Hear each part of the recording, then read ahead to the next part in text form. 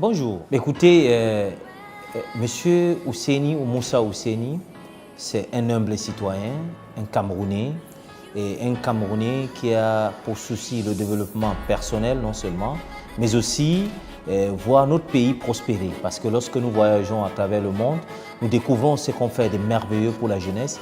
Et je crois que M. Ousseini, comme humble serviteur, comme un citoyen ordinaire camerounais, c'est quelqu'un qui est toujours à la recherche de la perfection et qui porte la voix des sans-voix parce que de nature, je suis quelqu'un qui aime défendre des grandes valeurs, les valeurs positives entre autres. Comme vous savez, dans notre culture, même étant à l'école, nous commençons d'abord par l'entrepreneuriat. Je suis né d'un père artisan et comme tout artisan, c'est quelqu'un qui fait dans la création des richesses, des valeurs. Alors, au départ, quand j'étais tout jeune, partant à l'école, à partir de l'école primaire, j'avais pour objectif de faire quelque chose de merveilleux. Alors, ce que je faisais quand j'étais un peu plus jeune, c'est que je vendais de l'eau glacée.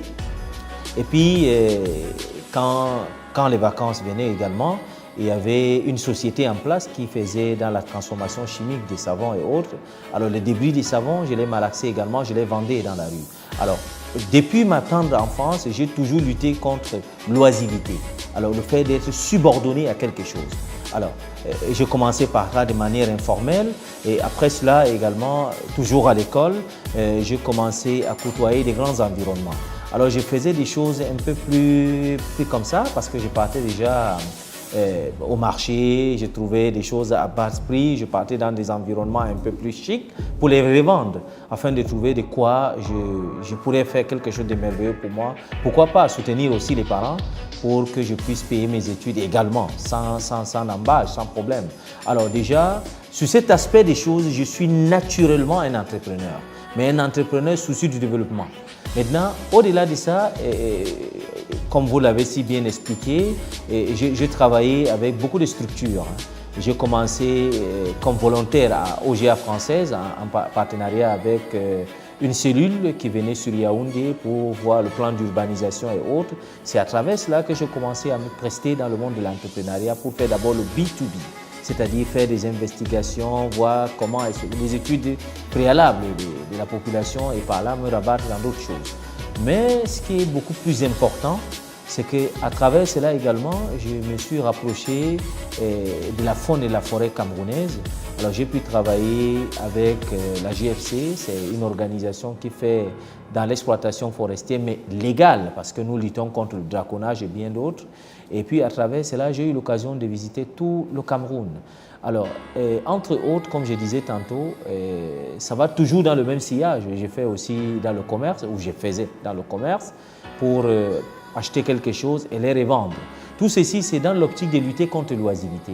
Alors ça, c'est un parcours de manière brossée, n'est-ce pas, des affaires qui nous ont été favorablement acquis. Maintenant, au-delà des choses, il y a aussi beaucoup d'échecs. Il y a des choses que nous avons entreprises qui n'ont pas marché. Et c'est le lieu pour moi d'appeler à la conscience des jeunes que nous sommes aujourd'hui de ne pas baisser les bras. Parce que c'est au fur et à mesure que nous produisons, nous faisons des efforts que nous pouvons atteindre des objectifs. Et pour atteindre des objectifs, il faut accepter, mouiller le maillot. Et c'est ce que nous avons fait. Alors, je voudrais tout d'abord, avant de répondre à votre préoccupation, vous dire que la réussite, c'est la réalisation progressive d'un idéal de valeur. La réussite, c'est la réalisation progressive d'un idéal de valeur. Ça veut dire que c'est un processus. Aujourd'hui, bon, je ne suis pas surpris. Parce que lorsque vous avez conçu quelque chose à travers votre jeunesse et vous avez fait des efforts, naturellement, vous êtes récompensé en fonction des efforts que vous avez faits. Mais aujourd'hui, c'est une très grande fierté pour moi parce qu'à côté de cet grand homme, j'apprends aussi beaucoup.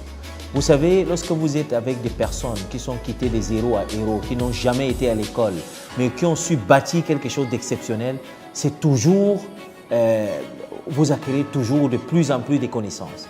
Et aujourd'hui, je porte la voix de M. Dampoullo. Certes, c'est une fierté parce que c'est un exemple même au Cameroun d'entrepreneuriat et un exemple du self-made man. Parce qu'aujourd'hui, seulement les réalisations qui ont été faites par M. Dampoullo à moins de 30 ans, parce que je voudrais rappeler quelque chose, déjà à 24 ans, 25 ans, M. Dampoullo a fait quelque chose de formidable avec son entreprise qu'on appelle Sokoba. Et puis, il a pu développer beaucoup des axes déjà très jeunes. C'était un très grand entrepreneur. parce qu'il ne se fatiguait pas, parce que c'était aussi quelqu'un qui avait pour ambition de révolutionner son environnement. Alors moi aujourd'hui, comme tous les jeunes, ce n'est pas impossible d'être comme ce que je suis parce que c'est une conception qui a été faite progressivement. Progressivement, pourquoi? Parce que pour atteindre ce niveau, il faut soigner sa personne, il faut être discipliné dans la manière de faire, il faut lutter contre l'oisiveté, mais faire aussi la promotion des efforts. Parce que ce sont ces efforts-là qui nous ont amenés aujourd'hui où nous sommes en toute modestie. Ce n'est pas impossible pour les autres Camerounais, c'est possible pour tout le monde. Mais en ce qui me concerne, c'est un sentiment de fierté d'être à côté d'un géant, d'une icône. Mais ce n'est pas une chose qui me surprend. Parce que je me suis toujours dit, si l'enfant de tel cadre peut être telle chose, moi aussi je pourrais l'être. Et j'ai toujours construit ça comme un idéal dans mon subconscient. Et aujourd'hui, je suis en train de le faire. Et c'est une progression. Ce n'est pas l'objectif. Je n'ai pas atteint l'objectif parce que ce que je veux dépasse la dimension de ce qu'on voit. Parce que tout jeune doit aussi aspirer à quelque chose de merveilleux. Il faut toujours viser la voie haute. Mais il faut commencer par le bas pour mieux construire la société. Donc aujourd'hui, c'est une très grande fierté de porter la voix de M. Dampoullo parce que M. Dampoullo, c'est un géant. Pas seulement dans la sous-région africaine, il y a beaucoup de pays de l'Afrique de l'Ouest également. Mais j'apprends de lui l'humilité, la compréhension, mais aussi la détermination. Parce qu'on a comme l'impression quand quelqu'un a beaucoup d'argent, il est bien, c'est un grand entrepreneur, il passe le temps à se reposer. Monsieur Dampoullo est toujours dans la construction, dans la réflexion. Actuellement, dans ce pays, nous avons encore près d'une dizaine d'entreprises en cours de création, en dehors de celles que nous en avons. Alors je pense que c'est une très grande fierté et à mon humble avis, je ne peux qu'avoir un remerciement à l'endroit de l'Éternel pour cet honneur qu'il m'a fait.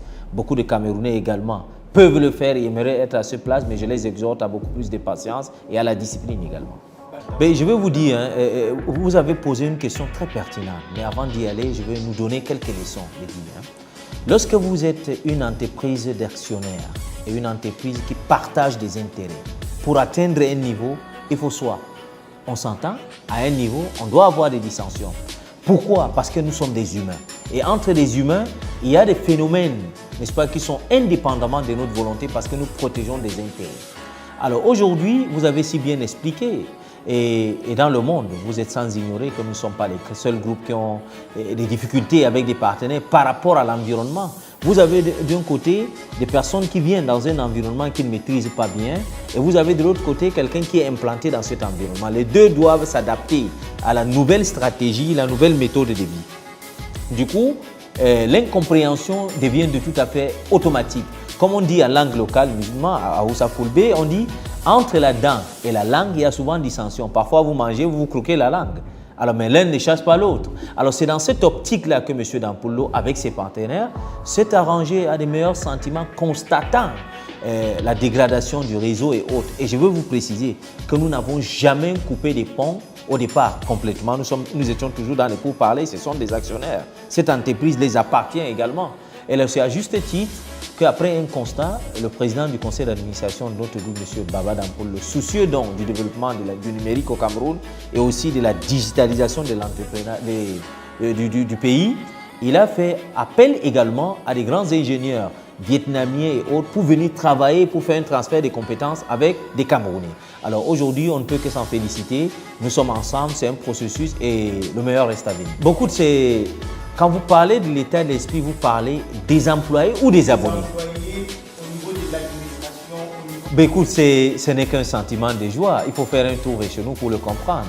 Il y a eu beaucoup de problèmes, il y a eu beaucoup d'incompréhension, n'est-ce pas? Et ces incompréhensions sont dues à certains facteurs que le président du conseil d'administration, indépendamment de la situation, l'observait de loin.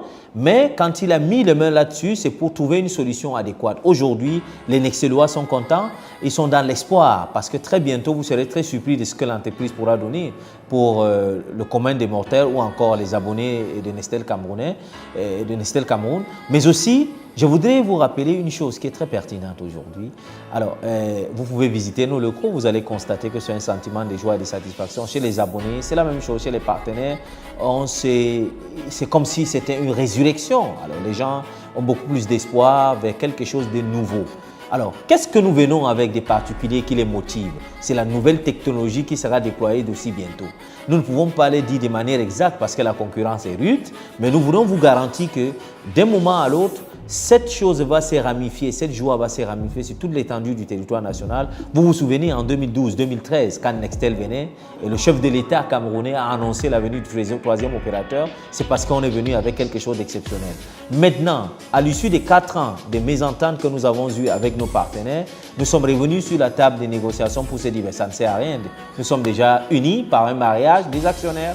Et aujourd'hui, nous devrons faire l'effort pour l'intérêt des Camerounais. Et c'est ça qui a poussé M. Dampolo d'accentuer la venue de ces citoyens, de ces ingénieurs vietnamiens et des techniciens chevronnés pour travailler avec des Camerounais afin de leur donner quelque chose de merveilleux, le transfert des compétences, pour que ça soit merveilleux, dont le sentiment est apaisé, le climat est formidable et on ne se plaint pas.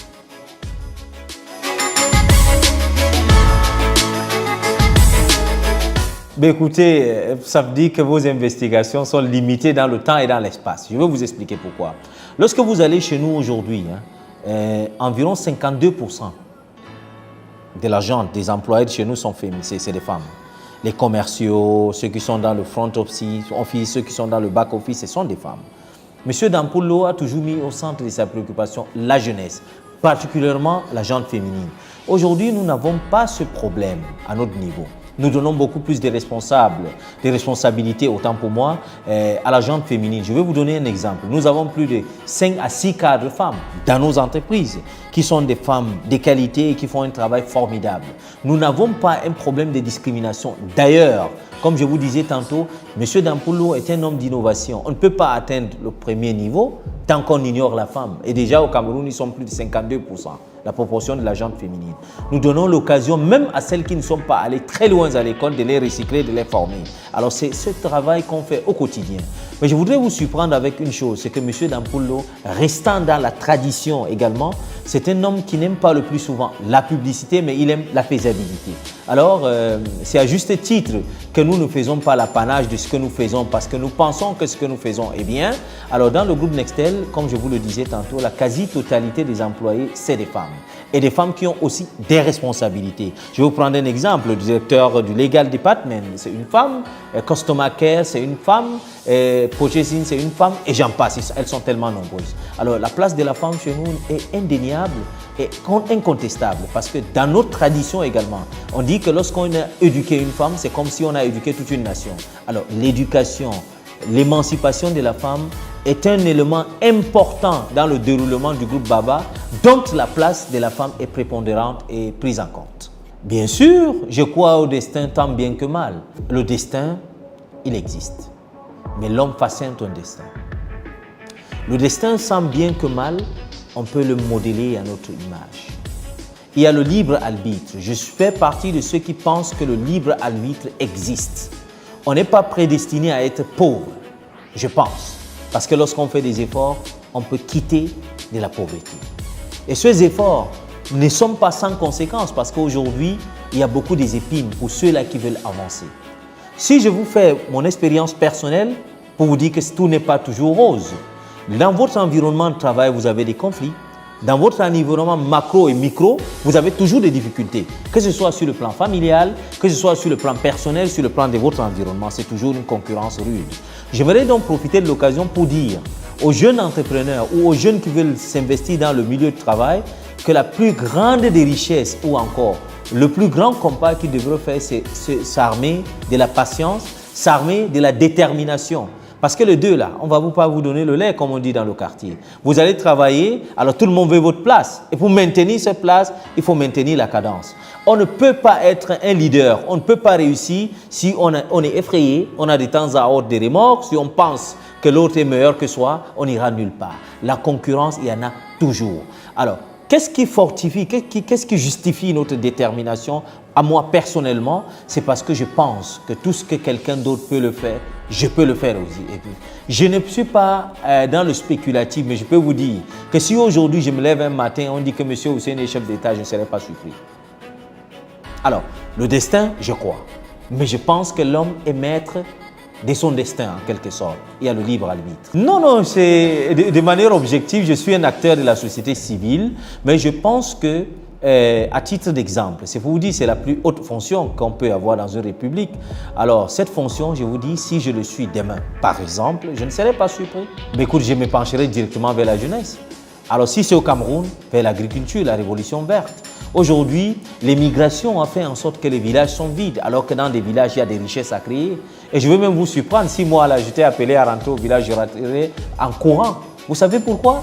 Parce qu'aujourd'hui, le terrain est vide, il y a beaucoup de choses à exploiter. Alors, quand nous parlons avec des étrangers, les expatriés et même des partenaires qui viennent chez nous, nous sommes très surpris de la manière dont ils qualifient le Cameroun, un pays purement vierge. Alors, je m'érige un mur de béton à la jeunesse, aux jeunes là qui partaient mourir à la Méditerranée pour leur dire que tout n'est pas rose là-bas. Nous y partons régulièrement. Vous avez beaucoup plus à gagner chez vous qu'ailleurs. Avec de peu de moyens que vous avez, vous pouvez faire beaucoup de choses qui vont aider votre famille. La réussite, c'est une construction qui est progressive. On quitte de petit, on grandit. Alors aujourd'hui, pour répondre à ce que tu viens de poser comme préoccupation, tout naturellement, la positivité est l'un des éléments qui fait en sorte que la jeunesse se trouve dans sa peau et qu'il va au-delà de ce qui est espéré à lui, c'est-à-dire être des grands chefs d'entreprise, des entrepreneurs chevronnés. Alors je vous disais tantôt que j'ai été un garçon très ambitieux et je vais vous surprendre dès l'âge de 9 ans. Toute chose part de la planification. Comme avait si bien expliqué Robert Kiyosaki, c'est que le désordre apporte de la pauvreté. On commence d'abord par être ordonné. Et puis je vais vous surprendre, je ne fais pas que ça, je fais également des études. Je suis toujours dans la quête de la performance. Je m'investis toujours dans des recherches, je m'investis toujours dans des études. Alors, parce que je n'ai pas limité mes regards à moins l'infini. Je pense qu'il faut regarder plus haut. Et il faut se préparer avant le temps. Parce que l'opportunité entrera dans votre vie sous forme de déception provisoire. Vous avez besoin, par exemple, d'une licence, d'un master pour atteindre un niveau. N'attendez pas qu'on vous le demande. Allez chercher avant qu'on vous demande. Alors, c'est ce que je fais au quotidien. Aujourd'hui, vous avez parlé de tout et de rien, mais vous n'avez pas parlé, par exemple, de mon côté du militantisme. Je suis un militant avéré des droits de l'homme et des droits humains. Je vais vous dire ma plus grande fierté. C'est que je crois, comme tous les Africains, qu'on peut avoir la main de Dieu au-dessus de soi. Et l'une des raisons pour lesquelles je suis aujourd'hui ce que je suis, c'est parce que quelque part, je pense humainement. Je trouve inconcevable qu'on traite les femmes, les enfants de manière aléatoire. Alors c'est dans cette optique-là que nous nous sommes battus. Et je vais vous surprendre.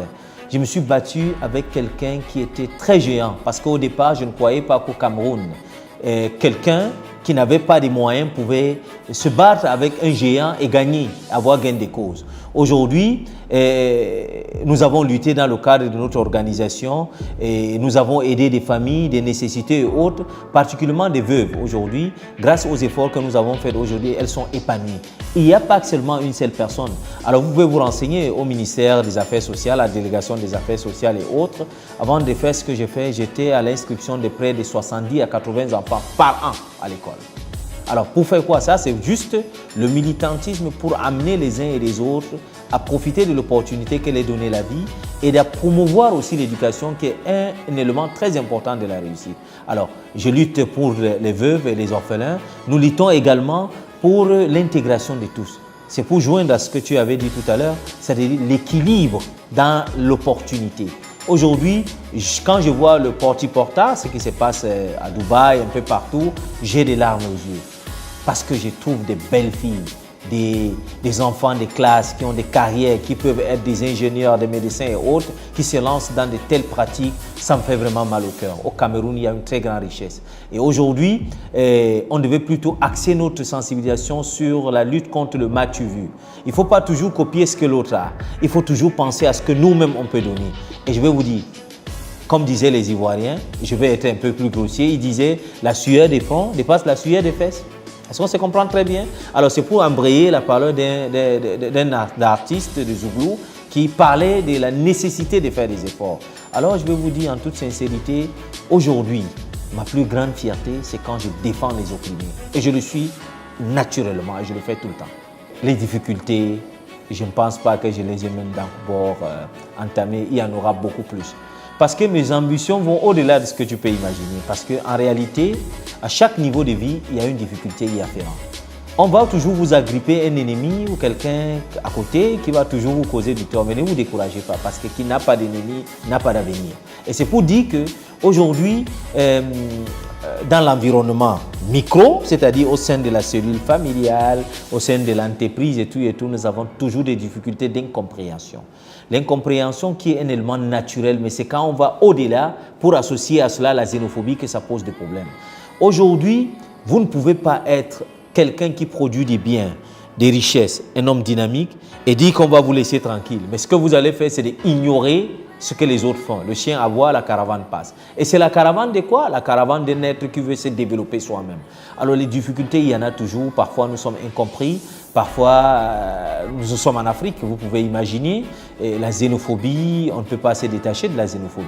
Alors même dans la cellule familiale, je vous le disais, même dans la cellule familiale, vous n'êtes pas obligé d'être aimé par tous. Mais aimer ce que vous faites, c'est ça l'idéal. Alors, moi, je pense que je ne les considère pas comme des ennemis, mais c'est des forces. Parce qu'au fur et à mesure qu'il y a l'adversité, je deviens un peu plus fort. Si je sais que je vais venir quelque part et que ça va me poser, je me prépare davantage. Alors, si vous avez toujours une longueur d'avance, que votre ennemi ou la personne qui vous crée des difficultés, il sera toujours dans le cloud. Dans le langage de la télécom que je suis, le cloud, c'est le blackout. J'espère que vous, en tant que jeune entrepreneur et puis les acteurs du média, vous êtes conscient de ce qu'on appelle l'éveil concurrentiel.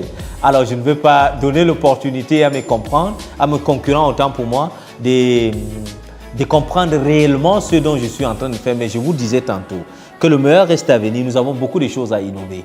En dehors du mobile money, nous avons, dans le cadre du maintien du réseau, parce que le premier produit d'une entreprise de télécom, c'est le réseau. Alors, c'est avec ça que Nextel est entré dans le marché camerounais. Et c'est dans ça que nous sommes en train d'abord de nous battre. Et je vais vous dire, vous serez très surpris très bientôt. Alors, j'appelle donc les uns et les autres à s'approprier le produit Nextel. Pourquoi s'approprier le produit Nextel? Parce que c'est un produit made in Cameroun. Aujourd'hui, ça ne nous fera pas plaisir de voir les uns et les autres consommer les autres qui ne sont pas chez nous. Mais Nextel, c'est un produit purement local et africain, naturellement camerounais. Alors, je sais que vous êtes intéressés par l'industrie des télécoms. Nous n'avons pas que Nextel parce que nous avons les CTE, le T, c'est M. Dampoulo. Nous avons des CTE, nous avons le Moulin Coq Rouge et au Cameroun, nous avons des actions. La Sodécoton, nous avons les ADC également. Alors, c'est pour vous faire comprendre que nous sommes dans plusieurs activités au même moment pour permettre aux jeunes Camerounais de mieux s'intégrer. L'objectif principal de M. Dampoulo, c'est que les Camerounais s'y retrouvent dans tout ce qu'ils font. Et aujourd'hui, vous n'allez pas me démentir, vous pouvez vérifier ce que je vous dis. En ce qui concerne la jeunesse, naturellement, les jeunes qui vont à l'école, nous sommes l'une des entreprises qui donne l'opportunité aux gens de se former. Je prends beaucoup de stagiaires chez moi. Je pense que j'en fais des sections. Et c'est une fierté. Bien sûr. Je parle avec beaucoup d'émotion parce que je suis jeune. Figure-toi, mon cher ami, j'ai moins de 40 ans, je suis jeune. Hein? Alors, quand je parle de la jeunesse, j'ai les larmes aux yeux. Alors, j'ai quelques orientations et quelques conseils à donner à mes concitoyens, aux jeunes comme moi, parce que je suis jeune. La tentation, il y en a partout, à tous les niveaux de vie. La richesse, c'est une réalisation progressive. Alors, si je peux parler objectivement à l'endroit de la jeunesse, c'est leur dire de faire attention, d'aller doucement, de ne pas se fier au m'as-tu vu et de ne pas toujours considérer que le meilleur vient d'ailleurs. On peut construire sa propre richesse soi-même. Il faut être content et remercier l'Éternel de ce qu'il vous donne des meilleurs, la santé, l'opportunité, la vie. Aujourd'hui, ça ne nous fait pas plaisir de voir la dépravation. Mon appel, c'est à l'endroit des jeunes filles et même des garçons qui vont dans des entreprises chercher du boulot. Ne faites rien de mal pour avoir quelque chose. Ce qui est destiné à vous, vous l'aurez. Faites les efforts, ce n'est pas l'effort. Il ne faut pas, surtout aux gens féminines. Je m'adresse à la femme. La femme, sa beauté, c'est une richesse. Mais il ne faut pas que sa beauté soit un atout pour pouvoir avoir quelque chose. Il faut que vous soyez recruté Acceptez parce que vous êtes performant. Parce qu'on va vous voir en tant qu'humain avec des mêmes droits, des mêmes valeurs que de vous voir en tant qu'objet sexuel. Ça, c'est d'un. Et de deux, mon appel à la jeunesse, c'est qu'au Cameroun, en Afrique, il y a beaucoup d'opportunités. Allez dans des aéroports, allez partout, vous allez voir que des gens qui sortent des pays occidentaux et autres viennent exploiter des biens, des richesses dans vos propres pays. C'est parce qu'il n'y a pas mieux là-bas. Nous en appelons dans la jeunesse à une prise de conscience collective, à beaucoup plus d'efforts, à la patience, à la persévérance. Ne baissez pas les bras et n'acceptez pas qu'on vous dise que vous ne pouvez rien faire. Ah, vous êtes des meilleurs, vous êtes des acteurs. Le Cameroun, c'est un très beau pays. Avec sa diversité, on peut créer des richesses. C'est ça mon appel à l'endroit de la jeunesse, un appel de conscience, un appel de paix, de vivre ensemble, mais aussi de la performance. C'est moi qui vous remercie.